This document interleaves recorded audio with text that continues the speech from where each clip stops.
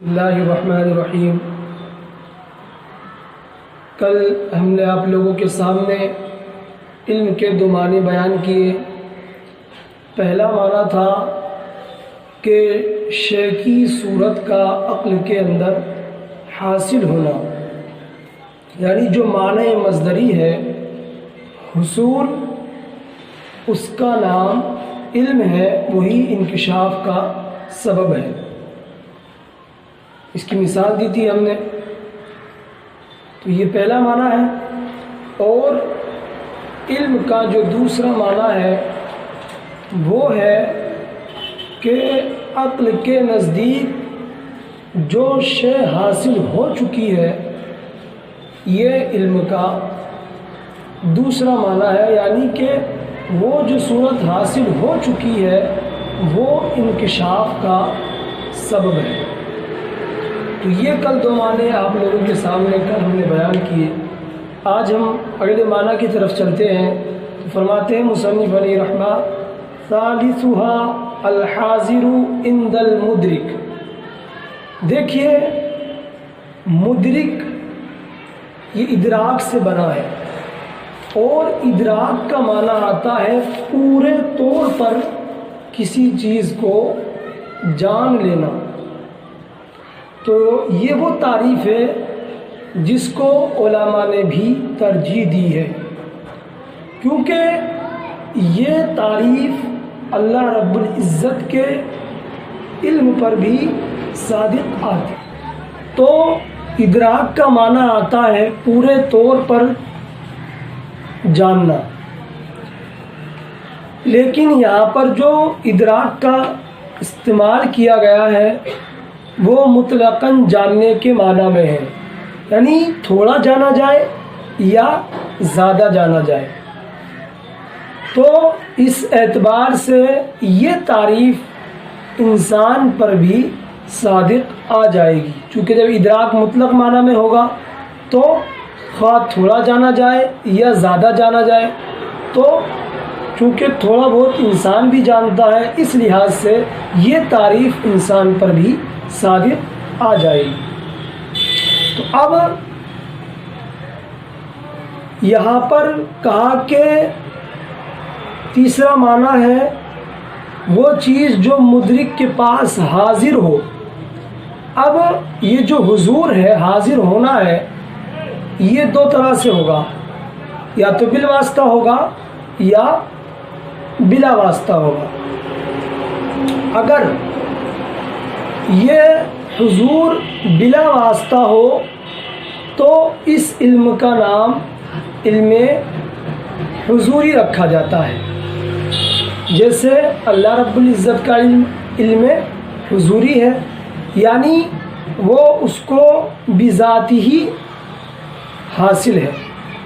اسی طرح انسان کا بھی بعض علم حضوری ہے، جیسے کہ انسان کو اپنی ذات کا علم، اپنی صفات کا علم، تو یہ علم حضوری ہے۔ اور اگر بالواسطہ حاصل ہو، بالواسطہ انسان کی عقل میں حاضر ہو، تو اس کو علم حصولی کہا جائے گا۔ جیسے ہم کسی چیز کے بارے میں جانیں تو اس کی صورت کے ذریعے ہمیں وہ اس چیز کا علم حاصل ہوگا، تو وہاں پر تحصیل صورت کی ضرورت پڑتی ہے، تو اس لیے اس علم کا نام علم حصولی رکھا جاتا ہے۔ تو یہ ہے تیسرا معنی، یعنی یہاں پر حضور کے ذریعے شے کا انکشاف ہوتا ہے، یعنی جو حضور ہے وہ انکشاف کا سبب بنتا ہے۔ اور اگلے معنی کی طرف ہم چلتے ہیں، کہتے ہیں رابعها قبول النفس لتلك الصورة، یعنی اس صورت کو نفس کا قبول کرنا۔ تو پہلا معنی تھا حصول صورت، یعنی معنی مصدری، اور جو دوسرا معنی تھا یعنی وہ جو شے کی صورت حاصل ہو گئی ہے۔ تو اس چوتھے معنی کے لیے وہ دونوں معنی پائے جانے ضروری ہیں، یعنی جب صورت کا حصول ہو جائے گا تو اب چوتھا معنی یہ ہے کہ جو نفس ہے وہ اس صورت کو قبول بھی کرتا ہو، یعنی جب بھی اس شے کو نفس کے سامنے پیش کیا جائے تو وہ دوسری چیزوں سے اس کو ممتاز کر سکے۔ تو جب نفس اس کو قبول کر لے گا تو یہ قبول کرنا ہی انکشاف کا سبب بنے گا۔ تو بعض لوگوں نے کہا کہ یہ جو چوتھا معنی ہے قبول کرنا نفس کا، یہ انکشاف کا سبب ہے۔ ہم یہاں سے آپ لوگوں کے سامنے پانچواں معنی بیان کریں گے۔ تو فرماتے ہیں مصنف علیہ رحمہ، خامسها الاضافۃ الحاصلۃ بین العالم والمعلوم۔ پانچواں معنی ہے وہ نسبت جو عالم اور معلوم کے درمیان حاصل ہے۔ عالم کا معنی آتا ہے جاننے والا، تو کوئی بھی شخص عالم اس وقت ہوگا جب کہ کوئی نہ کوئی معلوم ہو۔ اگر کوئی معلوم نہ ہو تو کسی شخص کو عالم نہیں کہا جائے گا۔ تو ہر عالم کے لیے معلوم کا ہونا ضروری ہے، ایک چیز۔ دوسری چیز، کوئی بھی شے عالم اس وقت ہوگی جب کہ کوئی نہ کوئی معلوم ہو، اور کوئی بھی معلوم جب ہوگا جب کہ کوئی نہ کوئی عالم ہو، یعنی عالم معلوم کے بغیر نہیں ہو سکتا اور معلوم عالم کے بغیر نہیں ہو سکتا۔ تو ان دونوں کے درمیان جو نسبت ہے، اس نسبت کو بعض لوگوں نے انکشاف کا سبب ٹھہرایا ہے، چونکہ اسی نسبت کے ذریعے شے ذہن کے اندر ممتاز ہوتی ہے۔ تو یہ تھا پانچواں معنی کہ عالم اور معلوم کے درمیان نسبت کا حصول۔ تو یہ پانچ معنی آپ لوگوں کے سامنے ہم نے بیان کیے۔ اب یہاں سے علم کی جو قسمیں ہیں، یعنی جو تصور اور تصدیق ہے، یہ علم ہی کی قسمیں ہیں۔ تو علم کی بعض قسموں کو تصور کہا جاتا ہے اور بعض کو تصدیق کہا جاتا ہے۔ تو اب ہم یہ دیکھیں گے کہ کس کو تصور کہیں اور کس کو تصدیق کہیں۔ تو سب سے پہلے آپ کی بات سمجھیں کہ ہماری جو بات ہوتی ہے وہ دو طرح کی ہوتی ہے، پہلی معقول اور دوسری ملفوظ۔ معقول اس کو کہا جاتا ہے جو عقل کے اندر ہوتی ہے، جو ابھی ہم نے زبان پر نہیں لائے ہیں، ابھی عقل کے اندر ہے، تو اس کو معقول کہا جائے گا، اور جب وہی بات ہم زبان پر لے آئیں تو اس کو ملفوظ کہا جاتا ہے۔ اب جس طرح قول ملفوظ، یعنی جو ملفوظ بات ہے وہ کبھی مفرد ہوتی ہے، کبھی مرکب ہوتی ہے، کبھی تام ہوتی ہے، کبھی ناقص ہوتی ہے، اسی طرح جو قول معقول ہے وہ بھی کبھی مفرد ہوتی ہے، کبھی مرکب ہوتی ہے، کبھی تام ہوتی ہے، کبھی ناقص ہوتی ہے۔ دو بات۔ لیکن منطقی جو بحث کرتے ہیں وہ صرف قول معقول سے کرتے ہیں، جو بات عقل کے اندر ہے اس سے منطقی بحث کرتے ہیں۔ تو اب ہم یہ سمجھیں گے کہ عقل کے اندر آنے والی بات جو قول معقول ہے، اگر مفرد ہے تو اس کو کیا کہیں، مرکب ہے تو اس کو کیا کہیں۔ تو سمجھیے گا، اگر عقل میں آنے والی بات مفرد ہے، اکیلی ہے، جیسے زید، تو اس کو تصور کہا جائے گا۔ یعنی اگر عقل کے اندر ایک بات ہے تو اس کو تصور کہا جائے گا۔ لیکن ایک بات ذہن میں رکھیں، عقل سے ہی محض جب عقل میں ہو تو ہم نہیں سمجھ سکتے کہ یہ کیا ہے. تو عقل کی بات کو سمجھانے کے لیے الفاظ کا سہارا لینا ضروری ہے. کوئی محض اگر زید لفظ زید عقل میں سوچے تو سامنے والا نہیں سمجھ پائے گا. اس کو سمجھانے کے لیے تلفظ ضروری ہے. تو لفظ زید جب تنہا ہو تو یہ بھی تصور ہے. ایک چیز. دوسری بات, اگر ذہن میں آنے والی بات اکیلی نہ ہو بلکہ چند ہو, ایک سے زیادہ ہو, اور ان کے درمیان میں کوئی نسبت نہ ہو,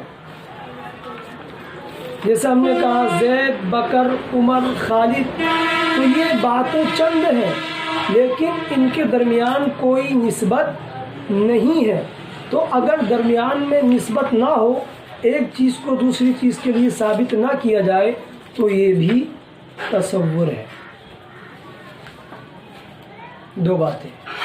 تیسری چیز, اگر ذہن میں آنے والی باتیں ایک سے زیادہ ہوں, ان کے درمیان نسبت بھی ہو لیکن وہ نسبت تام نہ ہو بلکہ ناقص ہو, جیسے غلام و زیدین, تو یہ نسبت تو ہے دو کے درمیان لیکن نسبت تامہ نہیں ہے. تو اگر نسبت تامہ نہ ہو تو یہ بھی تصور کہلاتا ہے. تین چیزیں. چوتھی بات, دو چیزوں کے درمیان نسبت بھی ہو اور نسبت تامہ بھی ہو, لیکن جیسے ہم نے کہا زید قائم, تو یہاں دو لفظ ہیں, دو باتیں ہیں, اور دونوں کے درمیان نسبت بھی ہے اور نسبت تامہ بھی ہے, لیکن اگر یہاں پر زید کے لیے قیام کا ثبوت یقینی نہ ہو تو یہ بھی تصور کہلاتا ہے. یعنی اگر یہاں پر ثبوت کا یقین نہ ہو تو یہ بھی تصور ہوگا. ہاں, اگر زید کے لیے قیام کا ثبوت یقینی ہو جائے تو یہ تصدیق بن جائے. تو پتہ چلا کہ تصدیق کے لیے دو کا ہونا ضروری ہے, نسبت کا ہونا ضروری ہے, اور نسبت تامہ بھی ہو اور ساتھ میں یقین بھی ہو. اب خواہ وہ ایجاب کے طور پر ہو یا سلب کے طور پر, جیسے ہم نے کہا زید کھڑا ہے, تو یہ ایجاب میں ہوا, اور ہم نے کہا زید نہیں کھڑا ہے, تو خواہ ایجاب کے طور پر ثابت کیا جائے یا سلب کے طور پر ثابت کیا جائے, دونوں میں یقین ہونا ضروری ہے. اسی وقت کوئی بھی شے تصدیق بن پائے. اب اس کے بعد جو بات ہم بیان کرنے والے ہیں آپ کے سامنے پانچویں تصور کے تعلق سے, وہ ہے جملہ انشائیہ. تو یاد رکھیں, جملہ انشائیہ کے اندر ایک چیز کو دوسری چیز کے لیے ثابت نہیں کیا جاتا, تو اس وجہ سے جملہ انشائیہ بھی تصور ہوتا ہے. اب ہم آپ کے سامنے آخری بات بیان کریں گے, وہ یہ ہے کہ کبھی نسبت تامہ ہوتی ہے, یعنی ایک شے کا دوسری چیز کے لیے ثبوت ہوتا ہے اور وہاں پر نسبت تامہ بھی ہوتی ہے, لیکن اس نسبت کے اندر شک ہوتا ہے. یعنی ہم نے کہا زید کھڑا ہے, لیکن اس کے اندر ہمیں شک ہے, تردد ہے. تو اب اگر اس میں دونوں جانب برابر ہوں, شک کی دونوں جانب برابر ہوں, کہ کھڑا بھی ہو سکتا ہے نہیں بھی ہو سکتا ہے, اور یہ دونوں برابر ہیں, تردد کی دونوں جہتیں برابر ہیں, تو اس کو شک کہا جائے گا. اور اگر ایک جانب راجح ہے اور دوسری جانب مرجوح ہے تو جانب راجح کو ظن کہا جائے گا، اور یہ ظن تصدیق کہلاتا ہے کیونکہ یہ یقین سے قریب ہوتا ہے۔ یہ جانب راجح کو ظن کہا جو کہ تصدیق ہے، اور جانب مرجوح کو وہم کہا جاتا ہے اور یہ تصور ہے۔ تو آج ہم نے سیکھا کہ تصور کی چند قسمیں ہو سکتی ہیں، چند طرح سے تصور کا وجود ہو سکتا ہے۔